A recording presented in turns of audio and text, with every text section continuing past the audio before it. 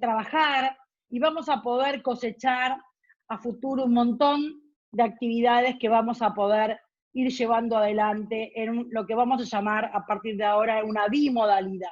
Es decir, empezar a trabajar también una modalidad que para nosotros en general era desconocida, y es esta modalidad. Y hablando un poco de la pandemia, nosotros todo este mes hemos estado haciendo diversas actividades en homenaje a la reforma del Código Civil y Comercial, y es apropiado, oportuno, poder conversar hoy acerca de cómo van a impactar y cómo van a verse afectadas las relaciones jurídicas y en particular la situación de las deudas en tiempos de peste, en tiempos de pandemia. Y es interesante poder reflexionar y poder escuchar a un maestro del derecho, como es el doctor Julio César Rivera, a quien todos apreciamos mucho. Aprovecho en esta tarde para felicitar, saludar a los profesores que nos acompañan, que veo muchos, entre ellos veo al doctor Miguel Piedecasas, veo al doctor Daniel Balonas, veo muchos profesores de cátedras de la facultad, veo también estudiantes, cosa que nos alegra enormemente, porque es muy importante poder asistir a estas actividades que la facultad está realizando en forma diaria. De modo tal que importante poder discutir, conversar acerca de estos temas, y ahora la doctora Mónica del Bene va a presentar la actividad. Quiero nuevamente agradecer a nuestro expositor de lujo, al doctor Julio César Rivera. Mónica del Bene. Muchas gracias, señora decana. Buenas tardes a todos. Muchas gracias por participar. Muchas gracias, doctor Julio Rivera, a quien no hace falta muchísima presentación, pero aclararles que es socio honorario del estudio Marval, O'Farrell y Mayral, que es conjuez de la Corte Suprema, de la Justicia de la Nación, profesor de Derecho Civil de la UBA y de la Universidad de San Andrés, miembro de la Academia Nacional de Derecho, y es autor de más de 20 libros y más de 250 artículos. Luego de esta breve presentación y de las palabras de nuestra decana, doctor Rivera, el auditorio es todo suyo. Bueno, muchas gracias, buenas tardes a todos. Un placer compartir esta hora próxima con ustedes, comentando los efectos que la pandemia va a tener en la economía y por lo tanto en la solvencia de muchas compañías y de comerciantes individuales y de personas físicas, consumidores. Todos los sectores de la sociedad se van a ver afectados, probablemente ya están afectados, y el derecho concursal va a tener naturalmente que en alguna medida irse adaptando a esta nueva realidad, o a esta realidad absolutamente imprevista, emergencial, que exige respuesta del legislador, de los jueces y por supuesto de los abogados, que serán los que tendrán que poner el máximo de su creatividad para tratar de encontrar soluciones. La charla la vamos a dividir en algunas partes. La primera vamos a examinar rápidamente lo que sucedió durante la feria, porque algunas de las soluciones que se adoptaron durante la feria son muy interesantes y van a tener que repetirse o van a mantener su eficacia en los tiempos que siguen, por lo menos mientras no haya una solución del legislador. Vamos a comentar una solución particular que se dio en algún caso muy importante. Vamos a ver lo que está sucediendo hoy en día con los proyectos de ley, y bueno, y después analizaremos un poco, digamos, tipo Mago Tuzán, cuál va a ser el futuro de esta situación tan particular que nos toca vivir a todos. En primer lugar, digamos que a nivel de la justicia nacional estamos en la primera etapa, es decir, lo que sucedió a partir del 12 de marzo del año en curso y hasta hace pocos días en que se ha ido levantando la feria judicial. La Corte, ustedes recordarán que editó una acordada en mayo del año 2020, admitiendo las presentaciones digitalizadas de concursos preventivos, lo mismo que de las verificaciones tardías y los pedidos de pronto pago de créditos laborales. Como consecuencia de ello, digamos, a partir de esa resolución de la Corte, la Cámara de Operaciones en lo Comercial dispuso que se atendieran las presentaciones digitalizadas de los concursos preventivos y que se adecuaran las fechas de los concursos preventivos en trámite, puesto que había obviamente infinidad de concursos que estaban tramitando, en los cuales estaban corriendo los plazos para verificar o para impugnar o para, en el periodo de exclusividad, para presentar el acuerdo y obtener las mayorías, etc. De modo pues que todo eso quedó trastocado como consecuencia de la feria extraordinaria. De modo pues que en nuevos concursos que se sortearon, la Cámara, los tribunales intervinientes de primera instancia decidieron lisa y llanamente la postergación de las fechas del periodo informativo. Es decir, tuvieron por presentador el concurso, con lo cual produjo todos los efectos que la presentación en concurso preventivo y la apertura del concurso preventivo producen: la suspensión de los intereses, la carga de los sectores de presentarse a verificar, el nacimiento del derecho de los trabajadores al pronto pago, etcétera, etcétera, pero difiriendo la determinación de los plazos en los cuales las distintas etapas del concurso debían producirse. Esto es, básicamente, difiriendo el periodo de reconocimiento de los créditos y, por lo tanto, todos los que vienen concatenados en el sistema concursal. En cuanto a los concursos preventivos en trámite, los juzgados de primera instancia en general resolvieron que estaban suspendidos los plazos que estaban corriendo, y en algún caso inclusive, como vamos a ver, lo vamos a reiterar después, se dispuso reprogramar todo el periodo de exclusividad, es decir, el periodo en el cual el deudor concursado debe obtener las conformidades de los acreedores. Lo más novedoso probablemente haya sido la suspensión de los plazos de acuerdos preventivos ya homologados, esto es, de cumplimiento del acuerdo preventivo, porque obviamente todos los concursos preventivos que tienen acuerdo preventivo homologado en los años anteriores pueden tener cuotas u otro tipo de obligaciones que tuviera a su cargo el deudor en función del acuerdo preventivo, que vencían en el periodo que empezó en marzo del 2020 y hasta el día de hoy, es decir, durante el momento de la pandemia. Obviamente nadie puede desconocer que la pandemia, desde el punto de vista del derecho común, constituye un acontecimiento sobreviniente, un sobreviniento ajeno a las partes y un acontecimiento, por lo tanto, imprevisible e inevitable en sus consecuencias, lo mismo que las disposiciones que adopta el gobierno, sea nacional o provincial o municipal, respecto de las actividades que los ciudadanos pueden desarrollar. De modo pues que inicialmente uno puede entender muy claramente que los acuerdos preventivos homologados, como todos los contratos de cumplimiento diferido en el tiempo, están de algún modo alterados o afectados como consecuencia tanto de la pandemia como de las medidas adoptadas por el gobierno o los gobiernos. De modo pues que lo que se decidió en un caso que se llama Álvarez Romina Julieta, 30 de junio del 2020, por la Sala B, fue lisa y llanamente diferir los plazos de vencimiento de las cuotas del acuerdo homologado hasta el levantamiento de la cuarentena. Claro, esto algún periodista y algún político podría decir, bueno, es un poco indefinido porque, según hemos escuchado últimamente, parece que ya no estamos más en cuarentena, otros dicen que sí, etc.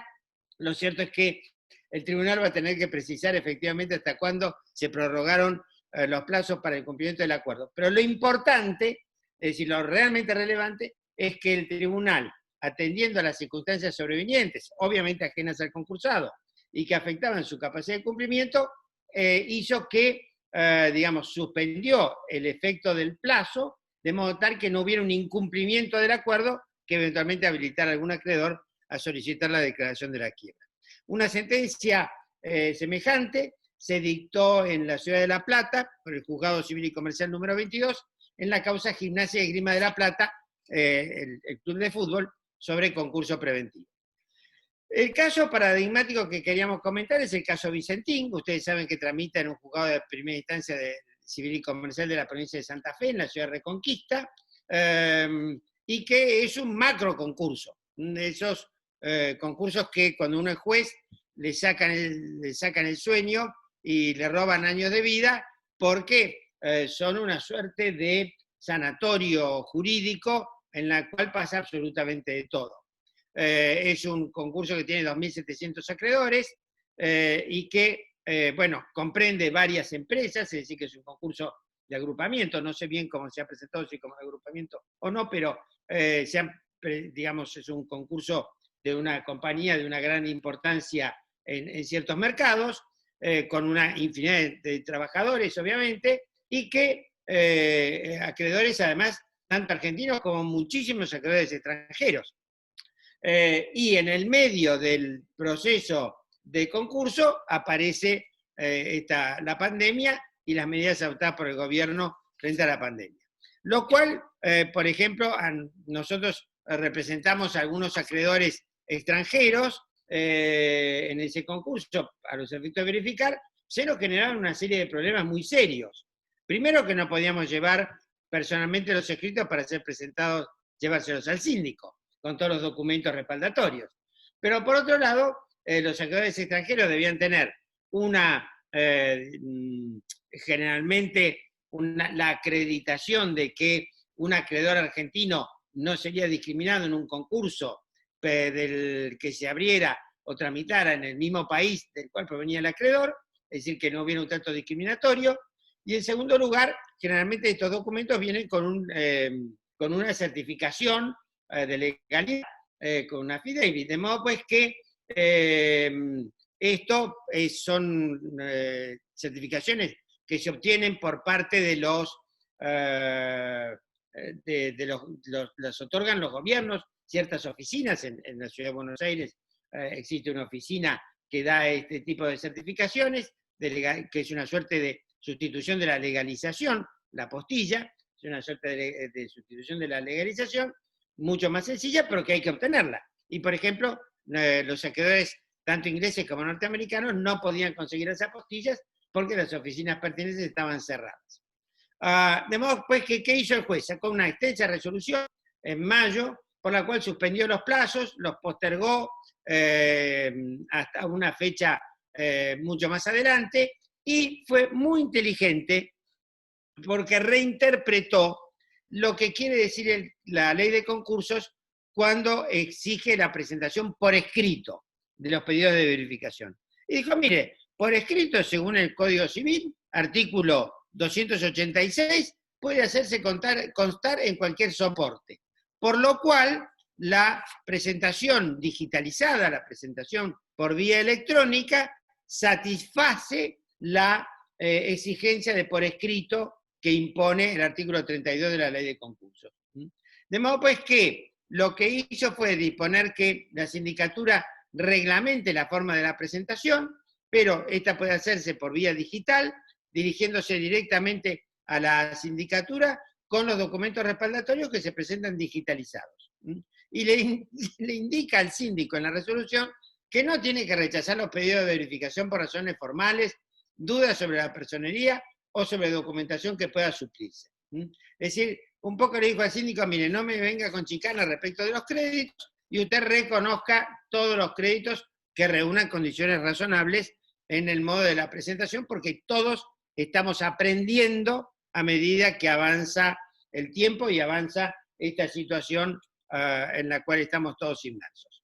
A los efectos de las observaciones que pueden hacer el resto de los acreedores o la concursada a las presentaciones verificatorias, lo que dice es que la sindicatura debe tener una página web y que en esa página web deberán constar todos los pedidos de verificación, de modo que puedan ser compulsados por todos los acreedores restantes y obviamente por la misma concursada.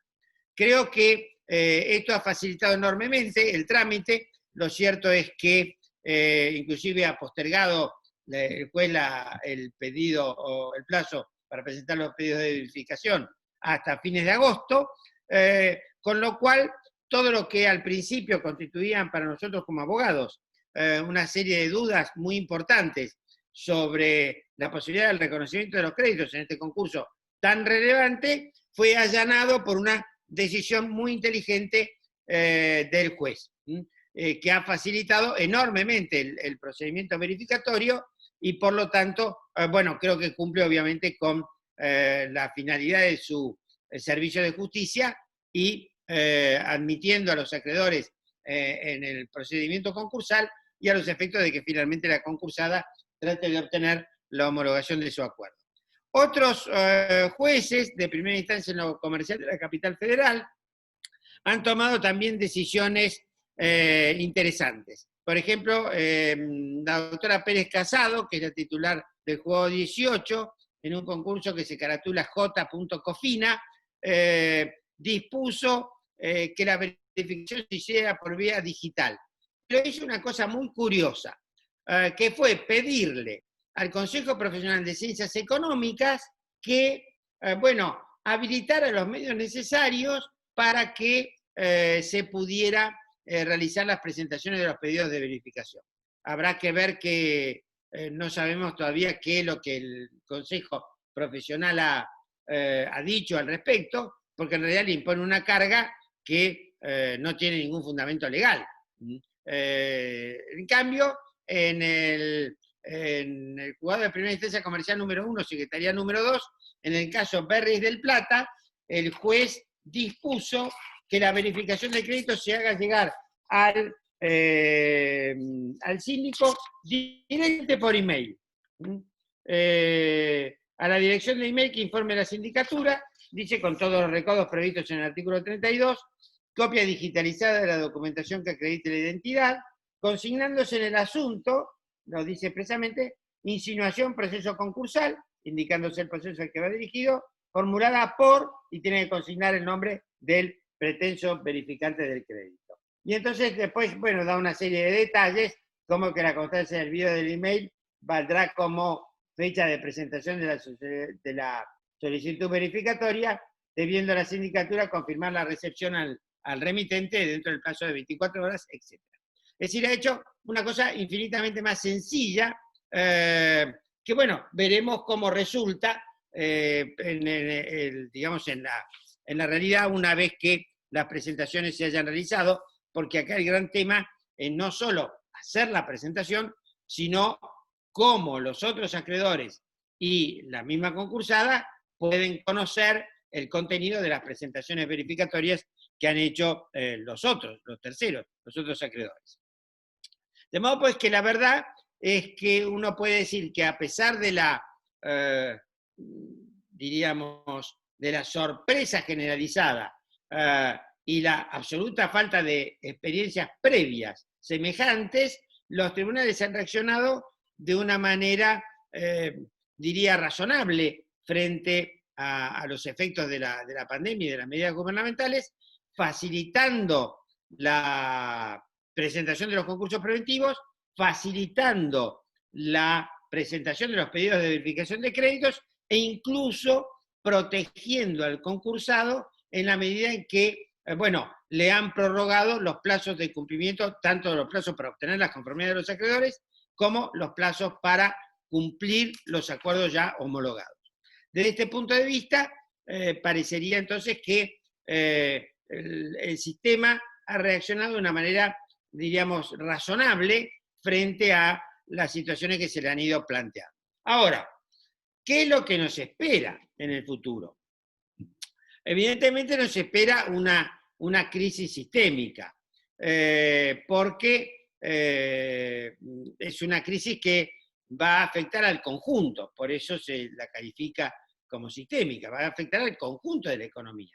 Si, como decíamos hace un minuto hablando con la decana, ya la situación económica de la Argentina era muy compleja antes de la pandemia, como consecuencia de las decisiones que se han ido adoptando para proteger la salud de los ciudadanos, que han afectado infinidad de actividades económicas, bueno, es obvio que va a haber una crisis generalizada en el cumplimiento de las obligaciones dinerarias. Esto pone, digamos, a los sujetos que tienen contratos celebrados diferidos cuyo cumplimiento se difiere en el tiempo frente a la revisión de los contratos alterados. Hay ya algunas ideas que han ido circulando en la doctrina en el sentido que los contratos afectados por la pandemia y por las decisiones gubernamentales, imponen a las partes el deber de renegociar como una suerte de derivación del principio general de buena fe. Hay algún artículo muy extenso y muy denso, publicado por el doctor Galdós, el juez de Azul, otro artículo de Leandro Vergara, un primer artículo de Celia Weingarten, en los cuales hablan de la existencia de esta obligación de renegociar los contratos alterados. Pero además, bueno, obviamente va a haber procesos de reestructuración de deudas corporativas. Ya hay varios proyectos que están circulando. Grandes compañías argentinas han hecho ofertas de reestructuración de su deuda corporativa.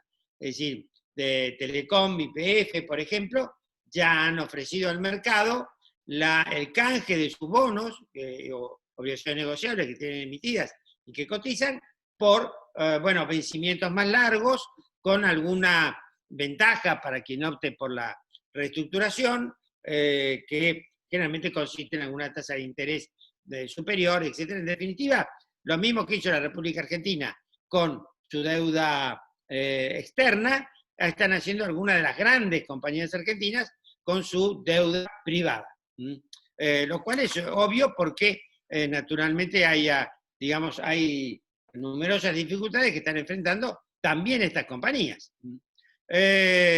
Ahora, lo que se aprecia en alguna, como una perspectiva muy próxima, es que además va a haber una insolvencia generalizada. Es decir, muchos autores vienen advirtiendo que las pequeñas y medianas empresas argentinas van a sufrir un impacto muy significativo. Y esto comprende a lo que son tanto empresas como comerciantes individuales. Es decir, el comerciante que tiene su pequeño local de venta de ropa en Loma de Zamora, en Quilmes, en Morón, en Luján, o en alguna ciudad del interior, en la cual ha tenido que estar cerrado 3 o 4 meses, las pequeñas industrias metalúrgicas o de otro tipo que puedan existir en el conurbano bonaerense, que están muy limitadas en su actividad, las empresas de transporte que tienen limitado, por ejemplo, los ómnibus tienen limitada su actividad, no pueden llevar más que determinado número de pasajeros, etcétera. Todas esas empresas tienen una reducción muy significativa de sus ingresos y mantienen costos, porque siguen teniendo que pagar los salarios, han tenido alguna ayuda del Estado, pero esa ayuda hay que devolverla, y se han tomado créditos bancarios para afrontar la crisis, o sea, el pago de salarios o el pago de los costos normales de la operación, también tendrán que restituirlos en algún momento. De modo pues que una de las perspectivas es que haya una catarata de concursos y de quiebras, cuando no, lisa y llanamente, es lo que en México llaman el cortinazo. Esto es, el comerciante individual que tiene su pequeña casa de venta de ropa deportiva en la avenida Avellaneda, en Flores, va a cerrar la persiana y no vuelve más. Le tira la llave por la cabeza al propietario del local, se lleva las 4 o 5 prendas que le quedan y bueno, verá si empieza de nuevo con su negocio en algún otro lugar. ¿Cómo se enfrenta a una situación como esta? Bueno, a ver, hay, digamos, Ángel Rojo, el gran concursalista español, dice, mira, acá podemos adoptar 2 actitudes. Una es dictar normas transitorias y de excepción para afrontar la situación esta absolutamente inesperada y absolutamente que nos ha desbordado, o ir a una revisión de fondo de la legislación concursal para facilitar, digamos, la salida de las compañías. Lo cierto es que en nuestro país ya se han presentado muchos proyectos en la Cámara de Diputados y en la Cámara de Senadores. Algunos prevén moratorias generalizadas, más allá de la moratoria fiscal, que ya está sancionada. Lo cierto es que algunos prevén la posibilidad de que, bueno, se posterguen de manera general el cumplimiento de las obligaciones privadas, lo cual es sumamente complicado, porque esto implica, en alguna medida, facilitar el rompimiento de la cadena de pagos, lo cual puede generar efectos todavía más perversos de lo que produjo esta pandemia. Algunos diputados han propiciado algún proyecto interesante que comprende dos aspectos, que son la facilitación del financiamiento postconcursal. Esto es muy importante. Uno advierte que cuando las compañías consiguen homologar el acuerdo preventivo, tienen, digamos, supongamos en un acuerdo preventivo típico, la posibilidad de pagar sus obligaciones en cuotas sucesivas y crecientes. El 10% de la deuda del primer año, el 20% del segundo, 30% del tercero, 40% del cuarto, y llegan a pagar el 100% de sus obligaciones según el proyecto. Pero ¿qué pasa? Que las empresas que están concursadas tienen el problema de que no tienen acceso al crédito. Y el crédito es la savia del comercio y de las actividades empresarias. Nadie trabaja 100% con capital propio. Y además, si se concursó, es porque el capital propio no le alcanzó para pagar sus obligaciones. De modo pues que las compañías concursadas deben entrar de nuevo en el mercado de crédito. Por eso, antiguamente, algunas compañías concursadas, por ejemplo, cuando se concursó la Serenísima hace muchos años, lo que propuso fue entregar una obligación negociable y que el cumplimiento, la entrega de la obligación negociable supusiera el cumplimiento del acuerdo. Entonces, entregaba la obligación negociable, cumplía el acuerdo y se levantaba el concurso. Y entonces le permitía volver a entrar al mercado de crédito. Bueno, esto se admitió, hubo una sentencia que admitió este sistema, bastante discutible, bastante opinable, porque en definitiva la obligación negociable como una letra de cambio o un pagaré no es más que una promesa de pagar una deuda en el futuro. De modo pues que era bastante discutible que esto pudiera constituir el cumplimiento del acuerdo. Pero, digamos, el problema subsiste para todo el resto de las compañías que no son de la magnitud de la Serenísima.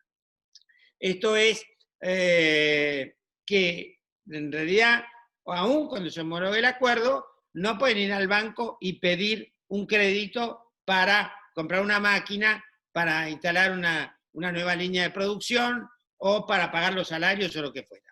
Entonces, en realidad, el concurso preventivo es simplemente una crónica de una muerte anunciada.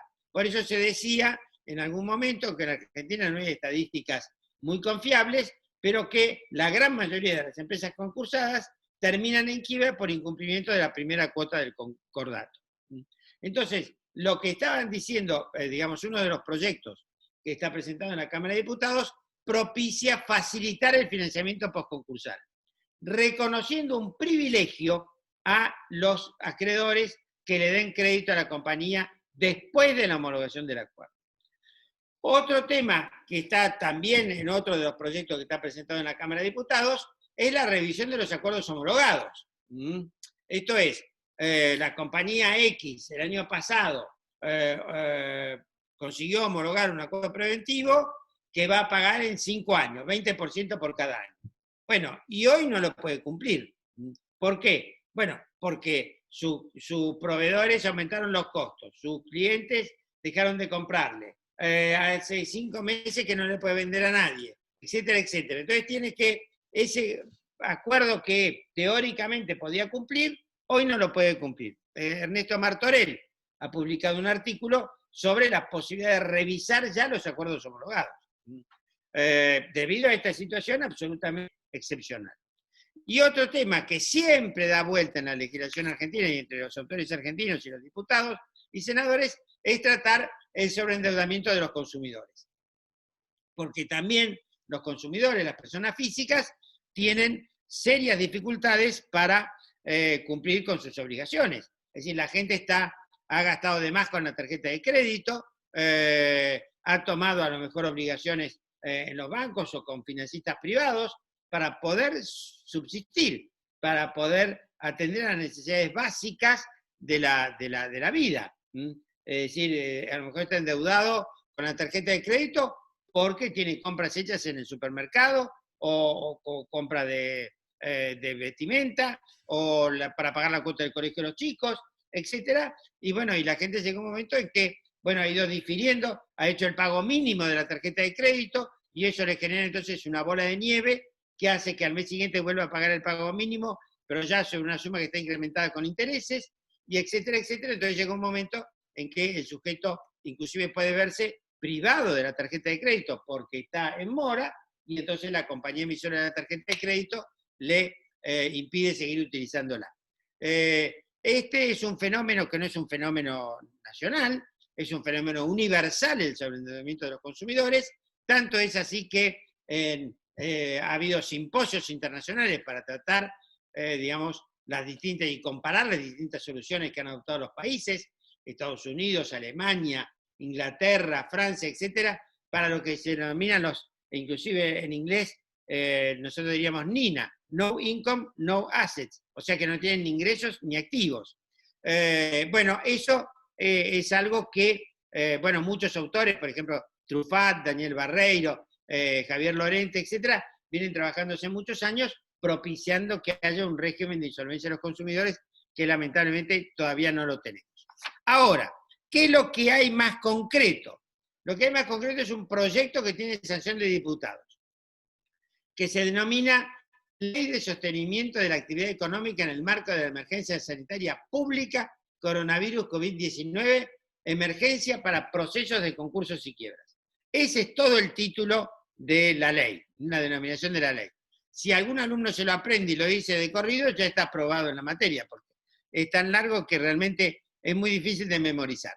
Es una ley de emergencia y que se aplica a los concursos preventivos y a los acuerdos preventivos extrajudiciales en trámite, y a los nuevos concursos preventivos y pedidos de quiebra que se inician. Así lo dice concretamente el artículo 1 de la ley. ¿Cuál es el efecto de la declaración de emergencia? Esto es lo importante. Acá hay un artículo 2 de la ley, muy largo, muy extenso y bastante confuso en su redacción en algunas partes.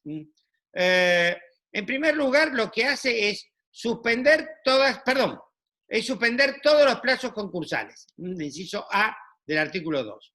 Es decir, suspende los plazos del periodo de exclusividad y hay que hacer un nuevo cronograma. Como la emergencia se decreta hasta el 31 de marzo del 2021, el nuevo cronograma que el juez fije deberá hacerlo empezando el 31 de marzo del 2021. O sea, que si se trata de un concurso que empieza, el juez deberá empezar a fijar los plazos a partir del 31 de marzo del 2021. O sea, yo me presento en concurso hoy, agosto del 2020, pero los plazos para el cumplimiento del periodo de verificación, las observaciones a las verificaciones, la resolución de categorización, etcétera, etcétera, todo eso empieza el 31 de marzo del 2021.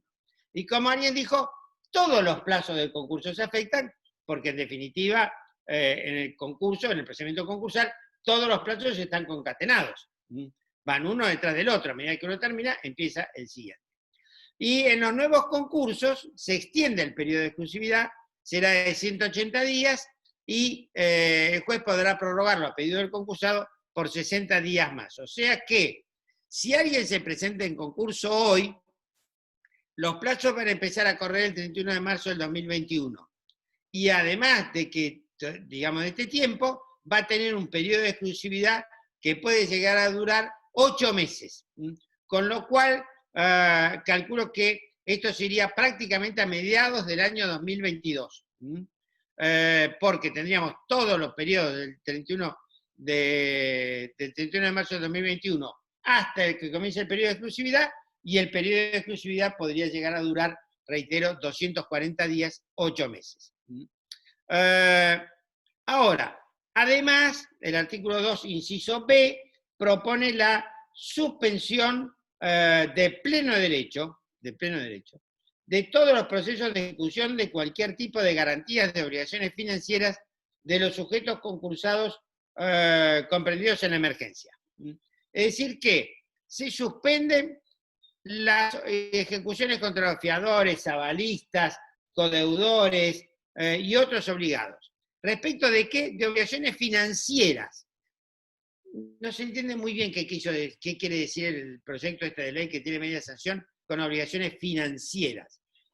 ¿Son las obligaciones con los bancos o, verbigracia, podría entenderse que si yo compré en Frávega una heladera a 6 meses y me quedan 3 meses para pagarlo, es una obligación financiera? No queda muy claro, los jueces deberán interpretarlo en su momento. Y después el inciso segundo dice, la totalidad de las subastas judiciales y extrajudiciales, incluidas hipotecarias y ofrendarias, etcétera, etcétera, y las previstas en el artículo tal y tal. Ahora, acá tenemos un problema muy complicado de interpretación. Esta ley es una ley de emergencia de los sujetos comprendidos en los procesos de concurso preventivo y acuerdos preventivos extrajudiciales. Pero el inciso 2, el subinciso 2 del inciso B, suspende la totalidad de las subastas judiciales y extrajudiciales, incluidas las hipotecarias y prendaриas, de cualquier origen que éstas sean. Y no dice que deban ser de los concursados. Con lo cual hay dos interpretaciones posibles. Una que hizo el doctor Molina Sandoval, distinguidísimo profesor de Córdoba, que dice, bueno, no, hay que entenderlo en el marco de la ley. Es decir, que la suspensión se siempre que esas subastas judiciales o extrajudiciales, incluso hipotecarias y prendaриas, se den en el marco de un concurso. Pero lo cierto es que el texto de la ley, por lo menos explícitamente, no lo dice, con lo cual va a dar lugar a alguna cuestión. Después dice, se suspende el curso de la prescripción y de la caducidad de los créditos. Y sigue diciendo, como así también la ejecución de estos créditos a los garantes, fiadores, avaristas, codeudores y demás obligados. La verdad es que no se entiende. Por supuesto que parece lógico que se suspenda el curso de la prescripción y caducidad de todos los créditos que se suspende la posibilidad de la promoción de los juicios o de la continuación de los juicios. Pero lo cierto es que lo que la ley suspende, según el artículo que veníamos viendo, son las subastas, salvo que se trate de la ejecución de cualquier tipo de garantías de obligaciones financieras, que esos procesos se suspenden.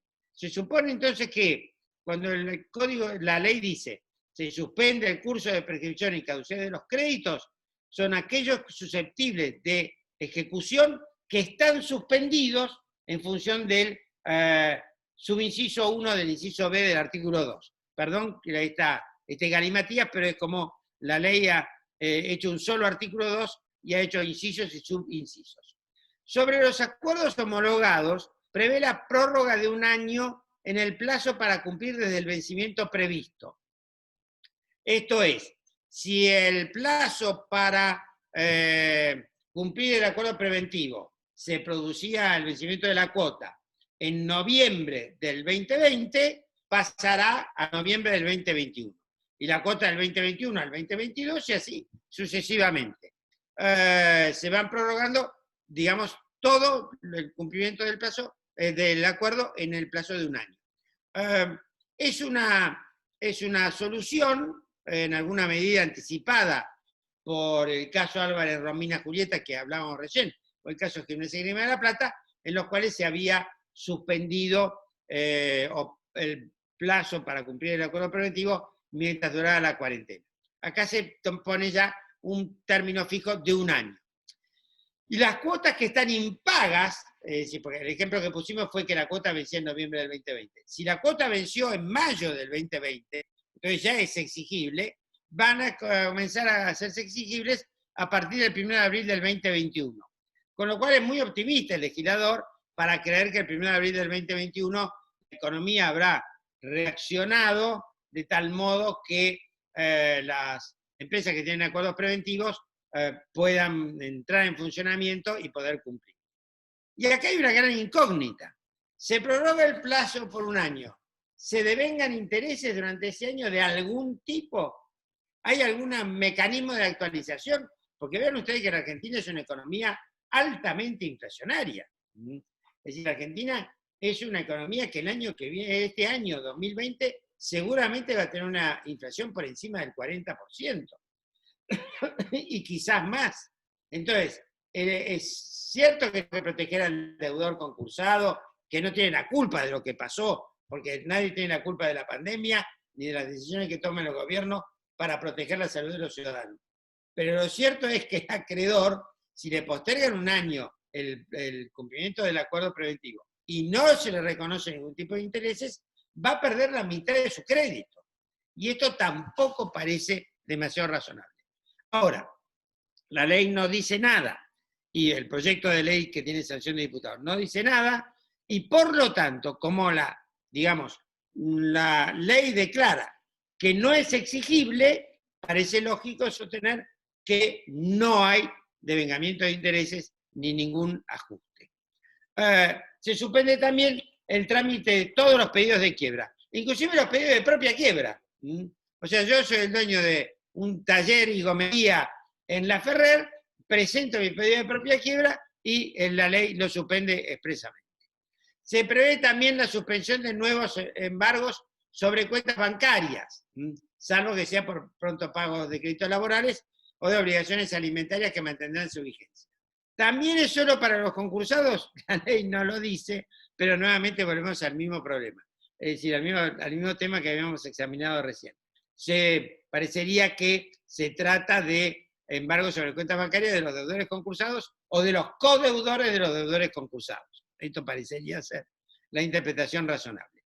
Y reduce la tasa de justicia, lo cual está bien porque, yo me acuerdo, miren, yo estudié quiebras, cursé quiebras en 1968, o sea, hace muchísimos años.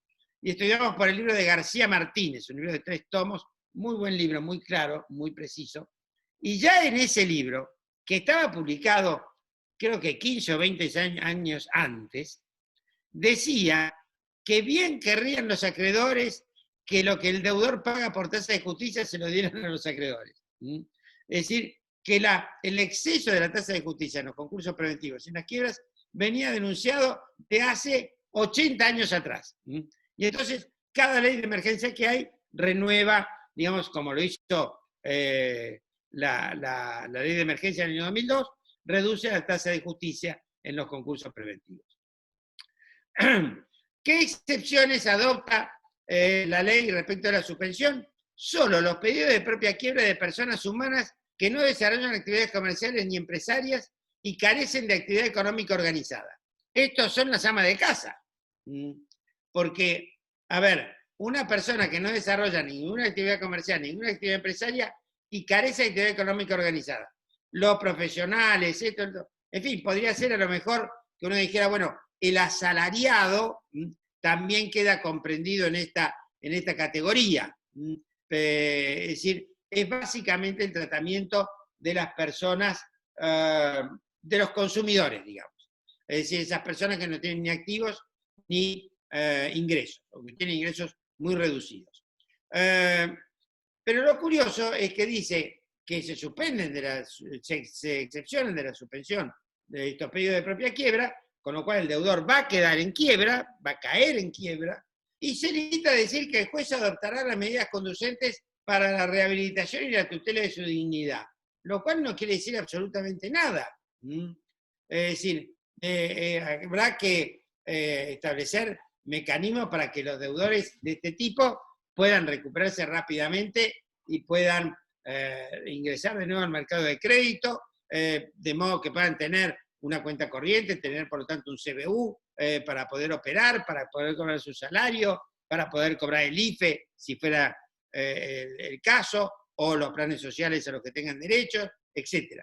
Bueno, lo cierto es que la ley ha preferido no entrar en ningún detalle y le deja a los jueces abiertos que hagan lo que puedan con los concursos de estos sujetos, o las quiebras, mejor dicho, de estos sujetos que no desarrollan actividad comercial ni empresaria y carecen de actividad económica organizada. El proyecto de ley genera un montón de incógnitas. La primera es si los derechos que genera son renunciables. Por ejemplo, el deudor tiene el derecho de, digamos, prorrogar el vencimiento, el pago de las cuotas del acuerdo preventivo por un año. Y si el deudor dice, no, mire, yo quiero pagar, porque en realidad puedo pagar, porque fui, por ejemplo, una actividad exceptuada, y además no solo fui exceptuado, sino que como trabajo en el mercado de la tecnología y digital, etcétera, en realidad yo tuve un buen año, buenos ingresos, superiores a los previstos, y puedo pagar. ¿Puede hacerlo o no puede hacerlo? Bueno, parece que sí pudiera hacerlo. Aunque por ahí, Molina Sandoval dice, ojo, porque en principio esta es una ley imperativa que no puede, por lo tanto, ser dispuesta por las partes, los derechos que ella genera, y si el deudor pagara, podría haberse sometido a una declaración de ineficacia. La verdad es que me parece una solución un poco demasiado estricta, demasiado formalista. Parecería razonable que el deudor pudiera cumplir. Después, el deudor puede pedir la homologación del acuerdo preventivo si tiene las mayorías, que necesariamente quedan suspendidos todos los plazos hasta el 31 de marzo del 2021. A ver, si yo soy abogado de un deudor que está concursado, que se concursó en el año 2019, y en agosto, septiembre del año 2021, tengo todas las conformidades de los acreedores, yo las presento, porque de ese modo el sujeto queda ya, en vez de estar en un concurso preventivo con la incógnita de si va a obtener o no la aprobación por sus acreedores y la homologación del juez, por el contrario puede convertirse en un sujeto que está en concurso preventivo, pero con un acuerdo preventivo homologado, lo cual frente al resto del mundo empresario es muy distinto. De modo que creo que sí debería tener derecho, obviamente, a pedir al juez que haga el cómputo de las mayorías, declare la existencia del acuerdo, lo someta a las observaciones por parte de los acreedores y eventualmente que el juez dicte la sentencia homologatoria. Y por otra parte, la suspensión de los pedidos de quiebra. Si se exime solamente a estas personas que decíamos recién que no tienen actividad económica organizada, etc. Pero si yo soy una SRL chiquita de San Martín, que tenía un taller gráfico y durante 5 meses no pude trabajar, y etcétera, y me quiero ir a la quiebra, pido mi propia quiebra, ¿por qué la van a suspender? Es decir, yo no tengo ningún interés en vivir en estado de quiebra pendiente. Esto no beneficia a nadie, ni al deudor ni a los acreedores. Con lo cual, esto debería ser modificado. Otras incógnitas que plantea esta ley. ¿Están comprendidas las liquidaciones, por ejemplo, judiciales de fideicomisos, entidades financieras, compañías de seguro? Acá habla simplemente de concursos y quiebras. Pero estas liquidaciones, en definitiva, tienen también efectos como los tienen los concursos preventivos o las quiebras. De modo pues que podrían estar incluidas. Pero lo cierto es que la ley no los comprende, tal cual está sancionada. Y bueno, y si se debe reprogramar el plazo para verificar los créditos, ya lo dijimos, todos los plazos deben reestructurarse porque todos los plazos en el procedimiento concursal están concatenados unos con otros. ¿De qué no trata esta ley que tiene media sanción? Bueno, el tema, digamos, como les decía hace un rato, que es crucial hoy en día, es si se pueden renegociar o revisar los acuerdos preventivos ya homologados. Y como decía Martorell, esto es un tema crucial, porque todos los acuerdos preventivos homologados, que en definitiva tienen una suerte de naturaleza contractual, porque han devenido de la negociación entre el deudor y la colectividad de sus acreedores, están distorsionados por la pandemia. Si el señor que tiene el acuerdo homologado tiene una industria textil que hace 5 meses que está cerrada, o tiene un comercio en la calle Avellaneda que hace 5 meses que no trabaja, o tiene un restaurante en la calle Lavalle, y en vez de tener 100 comensales por día, hace nada más que take away o delivery, obviamente ese señor tiene que, de algún modo, renegociar el acuerdo que tiene con sus acreedores. No, porque la postergación de los plazos por sí solo no sirve para nada si el deudor no puede recobrar el dinamismo de su actividad económica. Es decir, es simplemente postergar la muerte. Entonces, la verdad es que este es un tema crucial que la ley lamentablemente no trata. Tampoco ha tratado el financiamiento postconcursal, como lo hacía el proyecto que presentaron otros, ni el tema del endeudamiento de los consumidores para obtener soluciones preventivas a la quiebra. Porque lo que la ley trata acá es exclusivamente de que no se suspenden los pedidos de quiebra de estos sujetos, pero no trata de cómo evitar la quiebra de estos sujetos. Ahora, hasta acá hemos visto lo que la ley propone, la ley que tiene sanción de diputados, que eso es una solución excepcional, transitoria para la emergencia. Hay también que reformar la ley de concursos. Bueno, la verdad es que las leyes de concursos se reforman normalmente cuando hay grandes crisis.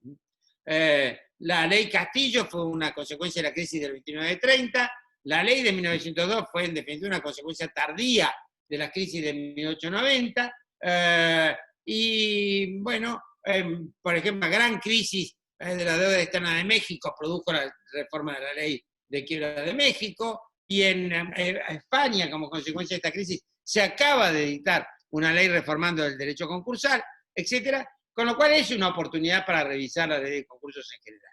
Pero yo reitero y digo siempre lo mismo. La ley de quiebras no es un mecanismo que por sí solo solucione las crisis empresariales. Es solo un mecanismo para proteger al deudor en el sistema del concurso preventivo, para evitar el desguazamiento de su patrimonio y darle la oportunidad de reestructurar su actividad empresaria, de reestructurar su pasivo y tener una nueva chance, como dicen los norteamericanos, un new start point, un nuevo punto de partida. Pero la ley por sí sola no va a cambiar las realidades de una situación económica que está tan complicada como tenemos en la República Argentina hoy en día. De modo pues que podremos mejorar la ley de concursos, hacer la mejor ley de concursos posible, pero lo que en definitiva va a permitir la recuperación de las empresas en crisis hoy en día es, y a esto me refiero a las pequeñas y medianas empresas como a las empresas grandes, es realmente que haya una reactivación de la vida económica que le dé dinamismo a la economía argentina, genere empleo, genere actividad y por lo tanto genere resultados que permitan a las compañías afrontar el pasivo que han ido acumulando durante este periodo de pandemia, más los anteriores, en los cuales aún sin pandemia la situación económica de la Argentina era sumamente delicada. Muchas gracias.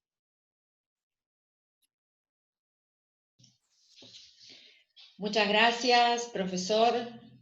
No sé si tienen alguna pregunta para hacer, lo pueden escribir en el chat y nosotros lo podemos ir contestando. Si ha quedado alguna duda. Ha sido sumamente claro igualmente, ¿eh? Así que... Muchas gracias. Mientras tanto, quiero agradecer la participación de algunos profesores titulares. Ya María Fernanda los había nombrado, veo acá al doctor Pedro Toma, veo al doctor Alejandro Taraborelli también, al doctor Balonas, el doctor Pide Casas, que también lo había mencionado María Fernanda. Muchas gracias profesores, hay muchos profesores y estudiantes, muchas gracias. Muchos investigadores, esta es una actividad en el marco de la Secretaría de Investigación, así que muchísimas gracias a todos por participar. Bueno, no sé, no tenemos ninguna pregunta entonces. Bueno, profesor, ha sido extremadamente... Teresa, ¿tenés alguna pregunta? Te habilito el micrófono. Habilita, Tere. Hola, buenas tardes. Te estaba haciendo señas que está inhabilitado el chat. Ah, mirá, perdón. ¿Cómo? No lo veo. A ver, para todos. ¿No pueden escribir? Sí, para todos. No, no aparece la opción. Dice abajo, su chat ha sido deshabilitado para el... Ay, perdón. Ahí estamos. Para todos, Ahora claro, sí. por eso Ahora nadie sí. escribía. Perdón, no lo había advertido. Como yo pude escribir, dije, nadie tiene preguntas. Ahora está habilitado, Yo a creí ver. que era tal la decepción que había provocado la charla que nadie quería preguntar nada, pero bueno. Pero a ver, ¿pueden escribir ahora? ¿Alguien puede probar? ¿O no? ¿O soy...? Ahí está, muy bien. Claro, yo dije, es brillante, nadie tiene ninguna pregunta. Ah, acá hay una cuestión. Alguien está consultándonos si las ejecuciones hipotecarias están suspendidas. Las ejecuciones, a ver, hoy en día no. Por empezar, la ley no está sancionada porque está en el Senado. Se preveía una sanción más o menos inmediata y no sucedió, seguramente porque el Senado está tratando otros temas más relevantes, o quizás porque inclusive el proyecto apenas se publicó, generó una serie de publicaciones señalando que muchas de sus soluciones son muy confusas. De modo pues que quizás se lo dieron a alguien para que lo revise y lo aclare antes de darle una sanción definitiva. Lo que se suspendería serían las ejecuciones prendarias, hipotecarias y cualquier otra de obligaciones de los garantes del deudor concursado. ¿Ah? Esto es lo que ha querido hacer el proyecto de ley. Ahora, lamentablemente no quedó demasiado claro, reitero, pero es evidente que esa ha sido la intención del legislador.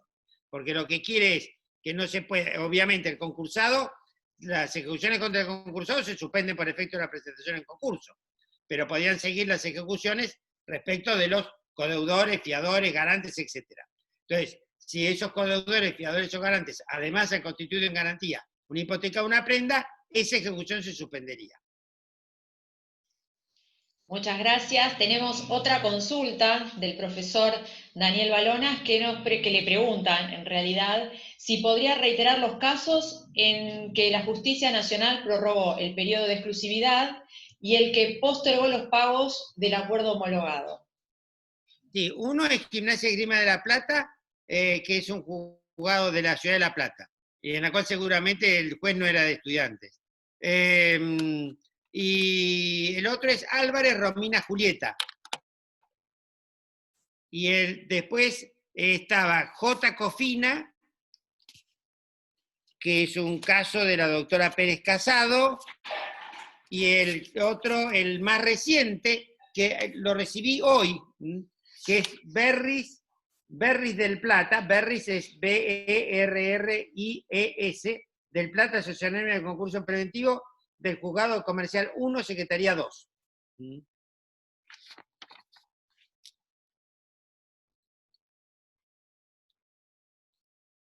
Alguien pregunta, ¿qué pasa con las sentencias judiciales firmes desde marzo con temas de la aplicación de intereses durante temas de la pandemia? No hay ninguna norma que disponga la suspensión de intereses, por ahora. Después también preguntan, ¿prorrogar los vencimientos o la revisión de los acuerdos no sería una maniobra de rearmarse económicamente en beneficio propio y sin el ánimo de cumplimiento? Eso es algo que está latente en todos los concursos. Es decir, hay muchos deudores que utilizan el concurso preventivo nada más que como una forma de dilatar, digamos, el cumplimiento de sus obligaciones, que se vayan licuando en el tiempo y, bueno, y mientras tanto tratar de seguir sacando alguna ventaja, obviamente, entre comillas, extraoficial, con la explotación de la actividad. Inclusive hoy en día se presenta una paradoja. Todo el sistema está pensado para proteger al deudor, lo cual es lógico, es decir, el concurso preventivo es un procedimiento para prevenir la quiebra. Como en la doctrina americana, es muy común, es más, en los diarios norteamericanos, se presenta el concurso American Airlines y dicen, American Airlines se solicitó la protección del Chapter 11 de la ley de concursos. ¿Ah? Se pone bajo la protección de la ley, bajo la protección del juez que tramita el concurso preventivo. Obviamente, eso es la finalidad del concurso preventivo. Pero, por otro lado, está la situación del acreedor.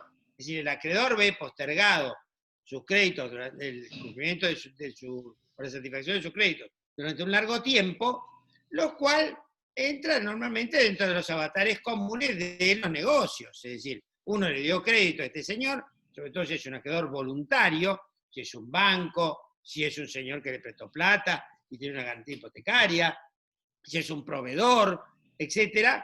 Ese proveedor, ese banco le dio crédito a un señor y entra dentro del riesgo de los negocios que el señor le pague o postergue el pago en algún momento.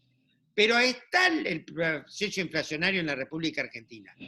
Y recuerden ustedes que sigue vigente la norma de la ley de convertibilidad que prohíbe pactar medios para actualizar los créditos, que en definitiva el concurso se va a transformar en un mecanismo de licuación de las deudas por el transcurso del tiempo. Esto ya pasó en la Argentina. Yo que formo parte de lo que Kaminker llaman los 7-up, es decir, los que ya cumplimos 70,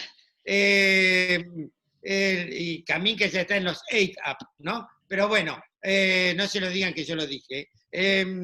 Lo hemos vivido. Es decir, en los concursos preventivos o en las quiebras, cuando yo era secretario de sala en la Cámara Comercial, el deudor levantaba la quiebra con la plata que llevaba en el bolsillo. De tal había sido el deterioro del signo monetario en la República Argentina. Y hubo que sancionar una ley especial, la 21488, que dispuso la actualización de los pasivos en las quiebras, para que el deudor no levantara la quiebra con las monedas que tenía para el colectivo. Entonces, y esto también se va a dar ahora, porque imagínense que si un señor que se presenta en concurso preventivo hoy va a terminar su periodo de exclusividad dentro de 1 año y medio o 2 años, eso en Argentina representa que el acreedor va a perder 2/3 de su crédito. ¿Ah? Bueno, a ver, también el profesor Balonas hizo otro comentario y que... Acá dice que por la ley 15.178 están suspendidas las ejecuciones en general hasta el 30 de septiembre. Es una ley provincial.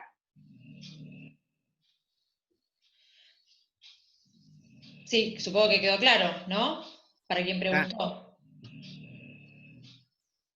Verónica pregunta.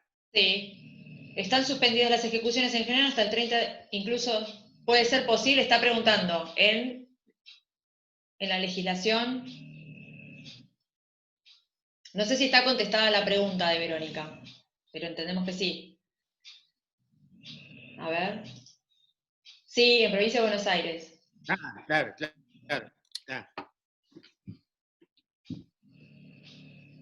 Sí, es dudoso que una provincia pueda disponer la suspensión de las ejecuciones así en general, pero yo creo que nadie va a decretar la inconstitucionalidad de esa ley, así que por ahora digamos que efectivamente está suspendida.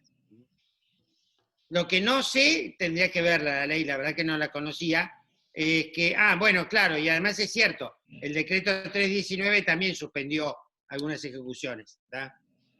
Es cierto, porque ahí dice el doctor Daniel Panda. La pregunta, doctor, que le estaba leyendo, no, en realidad no era una pregunta, sino era un comentario también del doctor Balonas que hace referencia a que la decisión de la doctora Pérez Casado, el consejo, en esa decisión el Consejo Profesional se opuso a la carga judicial que le imponía a la jueza, la magistrado insistió y se le ordenó bajo percibimiento de astraíntes, lo que el Consejo apeló. Recientemente se concedió el recurso. Le está haciendo un comentario. Bueno, muchas gracias por la actualización, porque esa información no la tenía. Sí, me parece muy razonable lo que hizo, con todo respeto, me parece muy razonable lo que hizo el Consejo Profesional, porque le está imponiendo una carga que no tiene fundamento legal. También nos hacen una pregunta, hacemos un par de preguntas más, doctor, yo tampoco quiero abusar de su gentileza. En materia de pronto pago laboral, ¿cómo quedaría en el marco de la nueva ley y en relación al concursado? Bueno, los créditos causados en el pronto pago no sufren ninguna afectación, según el proyecto, ¿no? Inclusive pueden embargar cuentas corrientes bancarias. Bueno, perfecto. No sé si hay alguna consulta más. Para los que nos están consultando, esta charla, esta conferencia es grabada, está siendo grabada y por supuesto se va a subir al canal de YouTube de la facultad, así que están todos invitados para verla las veces que así lo deseen. Bueno, profesor, le quiero dar las gracias a todos los que han participado. Muchas gracias por esta exposición, esta conferencia que ha sido por demás clarificadora. Veo los comentarios de los participantes y bueno, decirles a todos que estas actividades se dan en el marco del Observatorio Jurídico, Social y Económico de COVID-19 que tenemos en la facultad, en donde se están tratando todas estas cuestiones que surgen y estas consecuencias que surgen con motivo de la pandemia, que estamos padeciendo a nivel mundial. Así que bueno, muchísimas gracias a todos, muchas gracias profesor Rivera, muchísimas gracias por haber venido. Por haberme permitido de tomar contacto con ustedes y con los colegas, así que bueno, esperemos que se termine pronto la maldita pandemia esta y podamos todos volver a nuestra vida normal. Un abrazo. Chao a todos, muchas gracias. Gracias.